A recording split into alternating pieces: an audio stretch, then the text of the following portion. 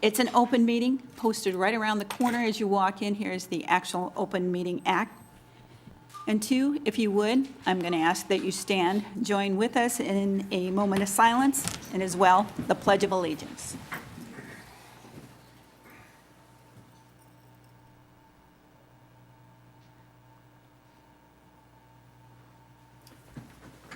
I pledge allegiance to the flag of the United States of America and to the republic for which it stands, one nation, under God, indivisible, with liberty and justice for all. Beth, we'll let you do roll call. Lange. Here. Moaning. Here. Clausen. Present. Merrill. Here. File. Here. Faust. Here. Murin. Here. All right. I'm looking for a approval of the consent agenda as was provided you. I'll make the motion, Your Honor. Second. We have a motion with the second to approve the consent agenda. If you will please vote. All council members voting in the affirmative. And as well, approval of the short, full agenda before you tonight. So move, Your Honor. Second. Motion with a second to approve the agenda. Again, please vote. All council members voting in the affirmative. All right. Under action tonight of the regular agenda, it's consideration of the mayor's appointment of a qualified elector of Ward 1 to fill the vacancy for the balance of the unexpired term of Dale Coy. First of all, we have all five of you here tonight, and I appreciate that very much. I want to say that this is never easy when you have five willing citizens that are ready to come forward and give of themselves and of their time to this community. And I think it's only fair that we've got some of our city staff here, but if I could, I would ask that all of you stand up so that we can give you an applause, given of yourself, your time, and your willingness to do this, please.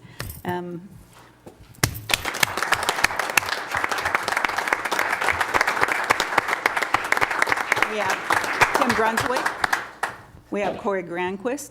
Right behind Corey is Dan Spray, Diane Rizzo, and way to the back is Todd Wolverton. So again, I want to thank you all. There's not one of you that I don't. He's Tim first. Didn't I say you first? Yeah. I did. They weren't listening, and that happens quite often, Kim. So. But anyway, please, again, there's not one of you that we would not be confident in fulfilling the obligations set forth. Before I do announce, I'm going to ask Clint, if you would, please, my hope would be, this is 5 months, that whomever is given the nod tonight would be fulfilling the rest of Dale's term. But with that, there's opportunity for each and every one of you to consider an ability, or you have an ability to run, and I would love to see all five of you do that. So I'm going to ask Clint to kind of review the process that would allow you to be running in November. Please. Do they have to keep standing up? If you want to sit down, go right ahead. I didn't know I had that much control over anybody. So. Just very briefly, Yeah. with Councilman Coy's declination of the nomination that he received, actually, he got nominated for the position at the November election, even though, or at the May primary, even though he wasn't on there. And he's declined that nomination so that his name will not appear on the November ballot. So right now, as it relates to Ward 1, there will be no names on the ballot for the city council position for the 4-year term in November. So very briefly, if anybody wants to be on that ballot on the November 4th general election, they have to petition their way on it if their name's going to appear on the ballot. That's done by collecting 174 valid signatures, which is determined by the state statutes. That's 10% of the number of the votes cast for president in the last general election from Ward 1. So that's what that number is. And if you are interested in doing that, whether you're nominated and approved tonight or not nominated and approved, what you do is you go to the county clerk and Nancy Shearer and talk with her about getting the petition language, and she approves the petition before you carry it out, and would carry it to obtain those signatures. One of the things when I had read the statute and then I checked with Nancy what that was, one of the things I said, how many petition signatures are usually disqualified? And she said, it depends. Not very many if the people carry the voter list with them so that they correct people and get them to sign it properly at the time that they're signing it. And so if any of you do that, you may want to consider doing that. So with that said, I'll answer any questions you might have. Okay, and Oh, the other thing I didn't mention, if I may, Mayor, those need to be turned in by September 2nd, the day after Labor Day. That's the deadline for the ballot. okay, so what you're saying with those 174, Sue Fookman isn't a valid signature because I'm registered as Susan. Is that a true statement? So that's what your comment is when you're talking I about? believe so. I mean, we want to make it, if Yeah. you go to the trouble to get to Right. get one of the 174 signatures, you know, just spend some time on the front end to figure out, talking with Nancy, what's going to disqualify those and what's going to qualify them. And I think that she says, we don't have many disqualifications if people take the registration list with them when they're collecting those signatures. So I thought that was some valuable advice that she gave me, so I just wanted to pass that along. Okay, Clint, those signatures need to be from residents of Ward 1, correct?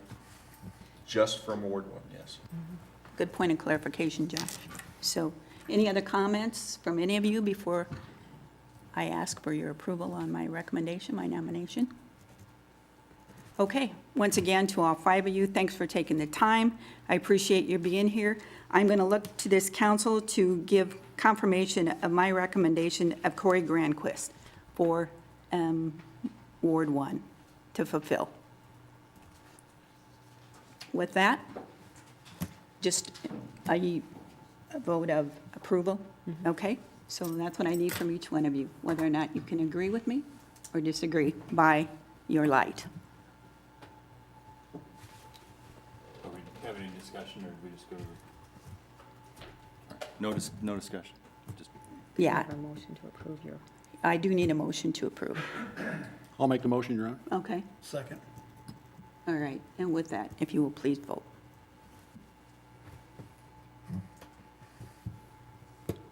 all council members voting in the affirmative. Okay. So with that, Corey, you will be given instruction by probably the gentleman sitting next to me. We'll wait until another time, but hopefully you haven't changed your mind. Look forward to you working with us, serving with us. And again, to the other 4, please take advantage of what it is that would allow you to actually go forward with your choice of representing Ward 1. I think it would be great to have any one of you. It's never easy, these kind of situations. Again, from all of us, we appreciate the fact that you have stepped forward to be willing. And I look forward to seeing you at some of these future meetings. It's great to have you here, find out what goes on, and again, consider it. So with that being said, again, appreciate all of you being here tonight. And we're going to move on. We have one other agenda item on here, which is consideration of approval of an agreement with Black Hills Nebraska Gas Utility Company, doing business as Black Hills Energy, and the authorization for the mayor to sign the Northeast Nebraska Line Funding Assistance Agreement, providing for funding assistance for construction of the 48-mile Northeast Nebraska natural gas line, which will serve Norfolk and Northeast Nebraska. Your Honor, I'd move consideration approval of the agreement with Black Hills Nebraska Gas and Utility Company. Second? Okay, we have a motion with a second. Are you going to speak to this, sir? Yes, ma'am. Mayor and council, this is a agreement in front of you that we've been working with our partners at Black Hills to try to finalize here over the course of the last couple months, and we got to a place that is ready for your consideration, obviously. Many moving parts in a project of this magnitude, but a project that is going to pay wonderful dividends for this community for many, many years to come. At least that's the hope. So And when you look at the agreement, you look at the end of the day, when the agreement is the first starting point to try to get the line built, as most things are, you first got to agree to what you're going to do. This really gets us to a point that we're going to jump off, and Black Hills can start to jump off and take off with their building construction of this gas line that's going to increase our capacity to the area by 50%. So that's an amazing thing. So they're excited to get started. I know the city of Norfolk, your staff anyway, is excited to get started, and the other partners that have been involved in this process are also excited. So this is our part of it, and we're going to do our due diligence, and have been, to make this all come together in one happy package for you and for the community. Okay, and this is where we're actually committing our 3.6 million of our LB 840 dollars. I Yes, think- and then the application for the state as well, to the Department of Economic Development, their site and building fund for the 1.4, which gets us to a total of $5 million. Is there any questions, or any comments, or any concerns, or any discussion? Just one question, when I was glancing through it quick, I was noticing on page 4 is a city funding schedule, and on page 12 is the Exhibit A, which is another schedule that a couple of the items seem to be off a little on dates that way. The RFP in particular for acquisition of the materials is noted as November 1st, but it's got us actually paying for them by September 1st or September 30th. Where are you at, Jim? I got the page. 4, material procurement contract, 1.4, September 30th. And otherwise, the RFP and the purchase of the materials is scheduled for 11/1. So is the one on Exhibit A just kind of preliminary that way? Well, it is preliminary, and actually, you know, I would describe the payment schedule that you see in the actual agreement as being kind of a moving target a bit, because, you know, as you start to develop the relationships and seek the vendors, and maybe Scott can speak directly to this, you know, they have a lot of pegs to put in the square pegs to put in the square holes as they jump off from this starting point. So those dates are targets, for lack of better words, and, you know, we had to pick a date. We think that's, and everybody involvement and discussions in this, we think those are our best guesses at this point, but as we start to put the square pegs in the square holes, you know, those dates could be adjusted a bit to meet what's really boots on the ground logistics at that point. So yes. But we're anticipating RFPs for materials sometime in October then? Scott, can you address that? I sure would like you to speak your name, sign in for us, Mr. Z. Scott Zeruba, Black Hills Energy, 2801 Ruth Ann Circle. Jim, and you'll see on that last exhibit, a lot of those dates are subject to change, and we do have a lot of moving parts.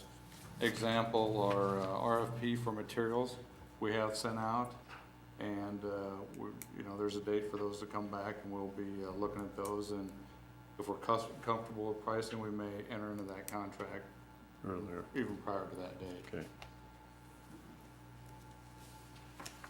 We got him in front of us. Any other questions for him? Oh, sure, that was the one to get me up. Nice job, Jim. Regarding the pipeline itself, there's been some question as to the size of the pipe, 6-inch versus 8-inch. Have we gotten any closer to determination on that question? Josh, that's a great question. Pretty many times I've been asked that. No, but I can tell you probably by the end of July, we're gonna probably have it firm. Because like I said, right now we're getting RFPs in for the materials. We're visiting with contractors on costs to install the pipeline.